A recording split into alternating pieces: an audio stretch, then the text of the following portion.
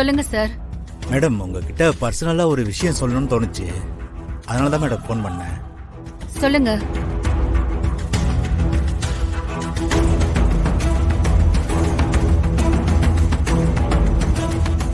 Sir ஒரு நிமிஷம். சொல்லுங்க மேடம். இப்ப நீங்க என்கிட்ட சொன்ன விஷயத்த அப்படியே இன்னொரு முறை சொல்ல முடியுமா ப்ளீஸ்? மேடம் என்னாச்சு மேடம்? நான் ஏதாவது தப்பா சொல்லிட்டேனா? இல்ல, நீங்க ரொம்ப நல்ல விஷயத்த தான் சொல்லிருக்கீங்க. அந்த நல்ல விஷயம் எல்லார் காதலையும் விழணும், அதுக்காக தான் சொல்றேன். சரிங்க மேடம். அது ஒண்ணு இல்ல மேடம், திடீர்னு உங்க பெரிய மருமக மெட்டீரியல்ஸ் விலையெல்லாம் ஏத்திட்டாங்க. நாங்க எவ்வளவோ சொல்லியும் அவங்க கேட்கவே இல்லை மேடம். விலை ஏத்துனா நாங்க கான்ட்ராக்ட கேன்சல் பண்ணிடுவோம்னு சொல்லியும் அவங்க முடிவை அவங்க மாத்திக்கவே இல்லை. அதனாலதான் மேடம் நாங்க கான்ட்ராக்ட கேன்சல் சொல்லிட்டு நாங்க வெளியே வரும்போது உங்க இன்னொரு மருமக வெண்ணிலா அவங்க வந்து எங்களை பார்த்தாங்க. அவங்க தான் மெட்டீரியல் ரேட்டு ஏத்துனதை பெருசா எடுத்துக்காதீங்க, நாங்க டிரான்ஸ்போர்ட் சார்ஜை ஏத்துக்கிறோம்னு சொன்னாங்க.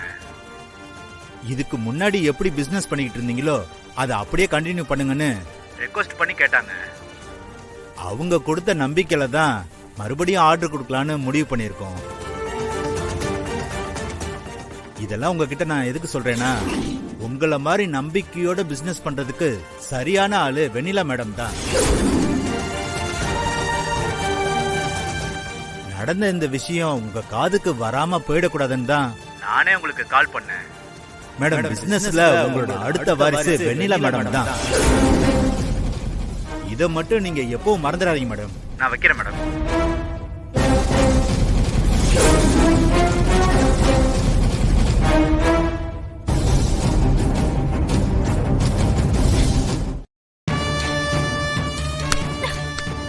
வெண்ணிலா, ஏய் வெண்ணிலா.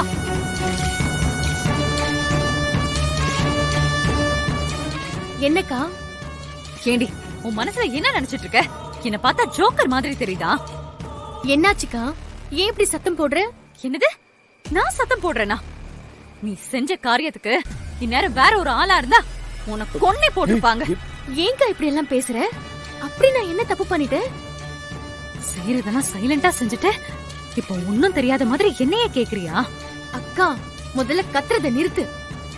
என்ன நடந்துச்சுன்னு சொல்லு. இன்னும் என்ன நடக்கணும்? அதான் கடைக்கு வந்து என் மானத்தை வாங்கிட்டல.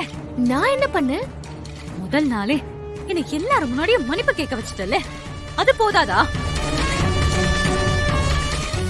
உன்னை யார் கடைக்கு வர சொன்னது? அப்படியே வந்தாலும் உன் வேலை என்னவோ அதை மட்டும் பார்க்க வேண்டியதானே. எதுக்கு ஏன் விஷயத்துல மூக்க நுழைக்கிற? வான்மதி,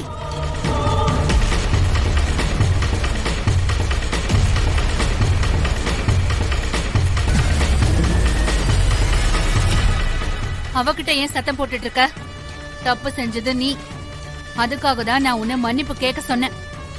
இதுல வெண்ணிலா என்ன தப்பு செஞ்சா?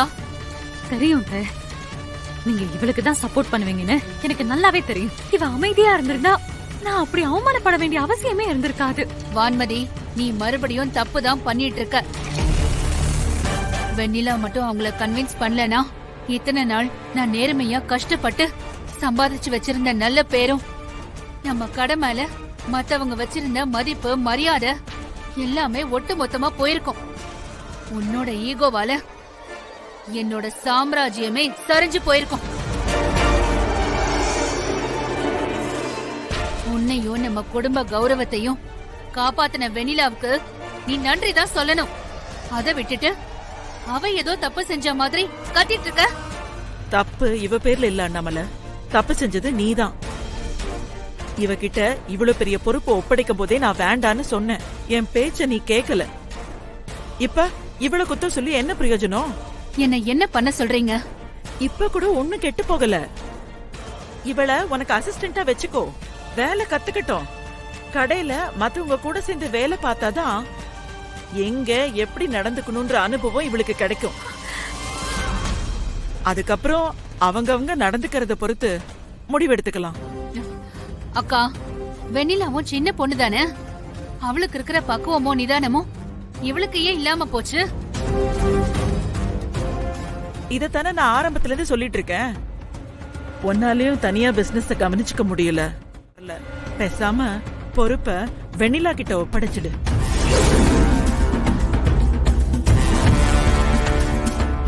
என்ன சொல்றீங்கக்கா? ஆமா நவல, பானை சொத்துக்கு ஒரு சோறு பதவுங்கிற மாதிரி இன்னைக்கு ஒரே சம்பவத்துல இவங்க 2 பேர்ல யார் தகுதியானவங்கன்னு தெரிஞ்சு போச்சு. வெண்ணிலா மட்டும் இல்லைன்னா இந்நேரம் நம்ம கிளையண்ட்டுங்க அத்தனை பேரும் நம்மளை விட்டு போயிருப்பாங்க. அதனால நான் என்ன சொல்ல வரேன்னா, நம்ம கடை எடுத்து நடத்துற தகுதி வெண்ணிலாக்கு மட்டும்தான் இருக்கு. என்ன வெண்ணிலா, இவ்ளோ பெரிய விஷயம் நடந்திருக்கு, இத பத்தி எதுவும் பேசாம இவ்ளோ அமைதியா இருக்கியே? உன்னோட இந்த பக்குவம் தான் உன்னை உயர்ந்த இடத்துக்கு கொண்டு போகும். பேசாம அக்கா சொல்ற மாதிரி பொறுப்பை ஏத்துக்க. இது உனக்கு சம்மதமா?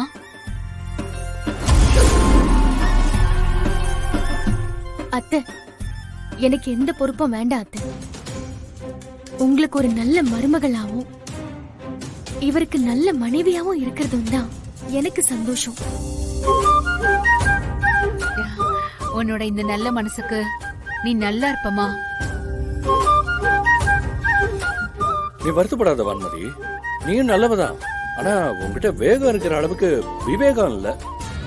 பரவாயில்ல, போப்போ எல்லாம் சரி பண்ணிக்கலாம்.